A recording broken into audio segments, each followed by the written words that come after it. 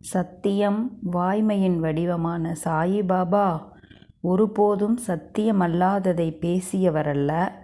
அநிருதம் நோக்க பூர்வமே நசவையே கதாசன. அதாவது சத்தியமற்றதை நான் ஒருபோதும் பேசியதில்லை, இனியும் எப்போதும் பேச மாட்டேன் என்பது அயோத்தி ராமனுடைய திருவாக்கு. அதுவே சீரடி ராமனது திருவாக்குமாம். சீரடியில் ஆரம்ப காலத்தில் பாபா வாழ்ந்த நாட்கள் அநேகமாக முற்றிலும் மறக்கப்பட்டு விட்டன. முதலில் அவர் ஒரு வேப்ப மரத்தடியில் ஒரு சிறந்த வைராக்கியின் வாழ்க்கைக்கு ஒப்பாக வாழ்ந்து வந்தார். பின்னர் கிராமத்திலிருந்து ஒரு பாழடைந்த மசூதிக்கு சென்று தம் வாழ்நாள்கள் முழுவதையும் அங்கேயே கழித்தார். என்னுடையது என்று சொல்லிக்கொள்ளும்படி அவரிடம் எதுவும் இல்லை.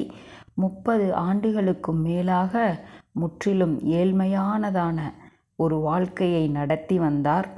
பின்னர் தமது குழந்தைகள் என அவரால் அன்புடன் அழைக்கப்பட்ட அவரது பக்தர்கள் அவர் மீது ஒரு அரசனுக்குரிய படாடோபத்தை அன்பின் மிகுதியால் திணித்தனர்.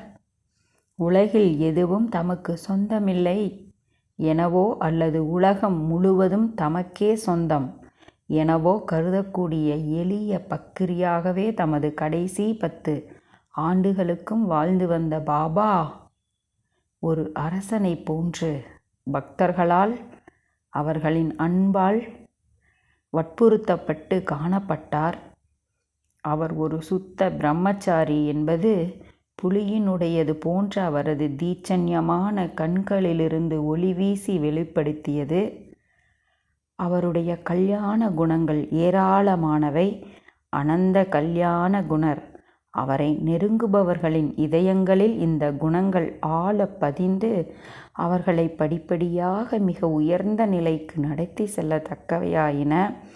அஃப்னா ஷரிகா கரிதா தக்கல், அதாவது தமக்கு சரிசமமான நிலைக்கு உயர்த்துபவர்கள் என்பது துகாராம் சுவாமிகளின் அருள்வாக்கு.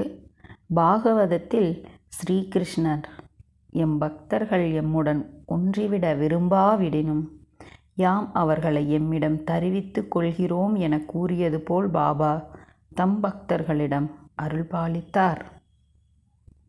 குருபாதமே கதி.